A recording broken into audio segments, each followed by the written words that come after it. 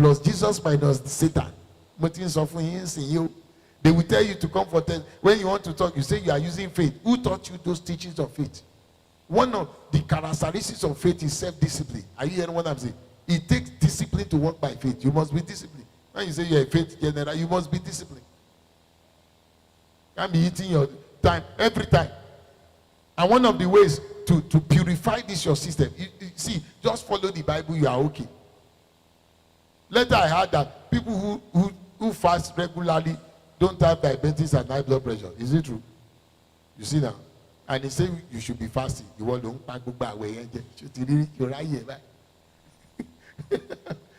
you see, so correct fasting. It helps. Is somebody hearing what I'm saying now? It's very good. And most of the time, high blood pressure is a product of anxiety. Hey, you, me, you, that child will live. And the child will even wonder why you kill yourself. Amen? You want me to tell you something? You see the way I am. Don't know how to heal. So if the person die afterwards, it doesn't make any difference. I'm not trying to take the glory. Say, well, how will it be that they say you just pray for somebody and the person died? How will it be when you carry somebody to the hospital and the doctor attended to the person and the person died? What did you do to the doctor? No, what did you do to the doctor? You now hold the doctor chair and say, doctor, and you attended to this person and the person died. So person, kidney time. O kuni ago méjìlá àbọ̀. O bá tiẹ̀ lọ nìyẹn. When my father died, I told his doctor. He said, sir, do you know my father is there? He said, oh, sorry, and he was going. I was shocked. But later I discovered that my wife too was like that. You understand what I'm saying? So most of the time we call her, come and attend to this. My wife will say things like, there's nothing wrong with this person. This one that is trying to say, yes, it's just ordinary this thing, and she will go back and start eating. I said, okay. Me, who is faith general, am I even supposed to be worried? So I became super relaxed. Because I have an understanding that you rush to the hospital to see a loved one that is sick. Then they settle you down. It's a word mate that will settle you down. When you rush, hey, I want to be only one attest. So we read to things. So what's now the worry, Oliver? You are worried that your husband went to work and he has not returned yet. He will return. And if he did not return, when you wake up, maybe in the middle of the night, you even have to wait till the following morning before looking for him. Because in the course of looking for him, if you die, you just die. None. The same husband will marry another woman. I need to simplify life for you. Are you getting what I'm saying? It's not what most of the Greek that you are doing. Just that, nobody can stress me. Do you know how many calls that I receive in a day? Of different kind of from all across the world, not just Nigeria, all manner of emergency calls. I don't rush at those emergencies. I place it before God. Because there are some that, you know, a guy called me, he had, is it liver cancer? Yes, in UK. Terrible, I think it was at the 3rd stage. And he was crying. And when I prayed for him, God said, I shouldn't bother myself about it. That what he sows is what he's reaping. Then I asked him, I said, what did the doctor say caused this thing? He said that, Pastor, he started mentioning it by himself. He died eventually. I think at 30 years old or so. He finished his life. Amen? But I remember when people used to talk to him and the mother used to defend him. I still remember. That he created a sin along this line. I saw the mother stood by him. Mother said, supported him. And it now became, now she lost him at 30 years old. Amen? So the least consecration that God expects from you is sexual purity. Listen to me. If you want to prosper and have success, be sexually pure. Your prayer for prosperity and other things will be little. You will get results. But But if you want to live a life of struggle and struggle to get virtually everything, keep on putting your hand into sexual sin. You will never rise. Whether you are married or you are single, no matter how much you confess faith, talk about all those things, sex, sure sin, will deflate and destroy your faith and will destroy your life. Did you know when David started losing battle? Didn't you read the Bible? Do you know when he started losing battle? He started losing battle when he had an affair with Bathsheba. The enemy entered into his life, entered into his family, because the edge is broken. His children started killing themselves. His own children rose up against him. Absalom dethroned his father, sent him on exile, slept with his father's concubines, and eventually died too. Incest was committed in his kingdom. His children were having sex with each other, an abomination that should not occur according to the curse that was placed on him. So David, who couldn't touch Saul, killed Uriah because he was blindfolded by sexual impurity. He became a murderer. He became a deceiver. He became a liar. A man that is so righteous that if you lie, he will command that you should be killed. He now became a liar. He lost his glory, lost his self-esteem, lost his respect. He now became a king that was running into the bush. They now needed somebody. Joab, his chief of army staff, now started controlling his life. He has lost direction. This is a man before that we ask God, no matter the army, should I go? Should I pursue them? Will you give me victory? In the face of defeat, God will tell him, go. You will surely recover all. That was King David. But as soon as he fell into sexual sin, he became a victim of every vice. Entered into his kingdom, divided the kingdom, pieces his life. He was going from one storm to the other. He never recovered. Some of you don't know what you do to yourself. That sexual sin. You glue your eye. You are watching pornography until instead of you to be calculating prosperity, you are busy watching one useless person who you may never meet in your life. Not even me, that you will never meet. Do you even know them? They are acting film. They are using you to make money. You are giving them money.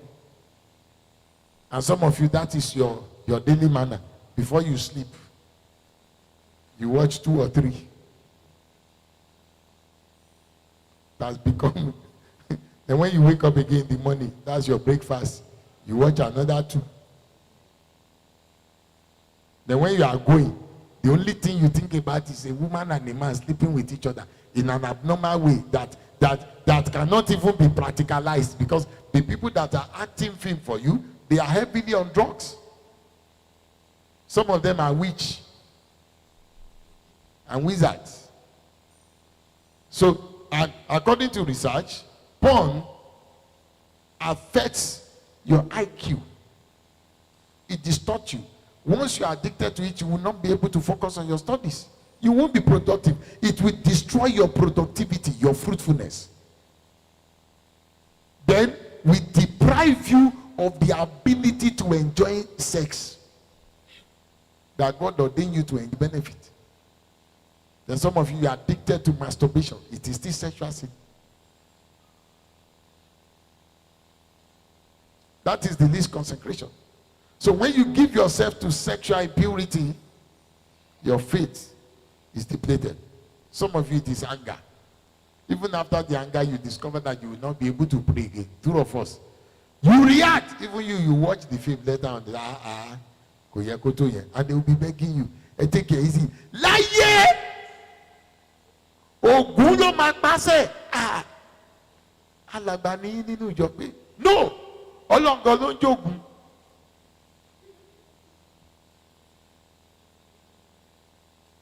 Amen. And some of you, you know what you are doing now. I don't need to keep telling you. You know them.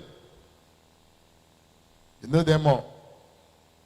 It deflates your faith. Your faith can never be built. The least God expects from you is what I've just told you. Go and practicalize what I'm talking about. Connectivity. Amen? Then some of you, your challenge is lost. Any woman you see, you undress her. Whether it's married or whether it's single. There's some women too. Any man that they see that is fine like this, they wish the man is their husband. It's lost too. That's the meaning. You have been feeling for another man as a married woman. It's sexual impurity. Say, Pastor, but you know the feeling just come. Which feeling is coming? Where did it come from? Do you know the meaning of marriage? That's the challenge we have. People don't even know what they have signed in marriage. That's why they come and tell us rubbish. Say, there is a man in my office. I like him more than my husband. Those of you who are receiving another man after marrying to your husband, lost in the warrior. Those of you that is receiving another woman. You know, a man came to me, say, Pastor, Shamo now, gẹ́gẹ́ bí ọmọkùnrin, ṣé mọ̀ pé obìnrin kan ò lè tọ́ ọmọkùnrin, and láti fẹ́ yàwó sílé, then àwa máa lọ ta lọ máa service àwọn ilé tó bá yẹ ká service mi ní. Ayé á bàjẹ́ láyé, wọ́n á rédíò fóònù ẹ̀ lọ sọ́run. You kept your wife at home and say that the things they do with those one outside, they cannot do it with their wife inside. I don't understand that. See, what are you doing with the ones outside? You know the devil have a way of giving you some bizarre taste, some taste of madness. And you get it by watching. You know when I meditated on the man that they said slept with over 400 women and all of them are married. And after a while they said the wife too is like that. And they have 6 children. Then I sat down and began to think, what could have led somebody into that? And some of you need to be careful, because I heard that you are going to watch the video in the name of, please, what do you want to, why are you watching the video? They are telling you to watch it, Abby. You are watching porno, I'm telling you now. Say, I'm so possible ni kini here. They say he has committed it. You are saying so possible. Don't watch the video to confirm. They've already given you the news. That is okay. We don't need your confirmation. I mean, what kind of CIA job are you doing? Are you the one convicting him? You know, you use that word to just. Oh God. You understand? I begin to think that what could lead this man to that level? Then within me I just felt he has been watching porn for a very long time. He now became a porn star by himself. I mean, that must be the reason, if they can ask him. He got it somewhere. There's one thing about sexual exposure. Any sexual excitement you caught that is abnormal, that you did not resist, you will unconsciously try to practice it.